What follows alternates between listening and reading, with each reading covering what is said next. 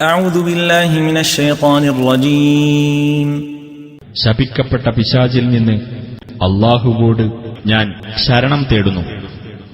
والذين آمنوا وهاجروا وجاهدوا في سبيل الله والذين آووا ونصروا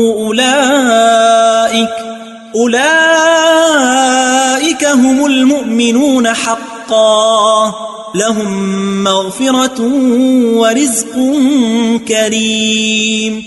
വിശ്വസിക്കുകയും സ്വദേശം വെടിഞ്ഞു പോകുകയും അല്ലാഹുവിന്റെ മാർഗത്തിൽ സമരത്തിൽ ഏർപ്പെടുകയും ചെയ്തവരും അവർക്ക് അഭയം നൽകുകയും സഹായിക്കുകയും ചെയ്തവരും തന്നെയാണ് യഥാർത്ഥത്തിൽ സത്യവിശ്വാസികൾ. അവർക്ക് പാപമോചനവും മാന്യമായ ഉപജീവനവും ഉണ്ടായിരിക്കും.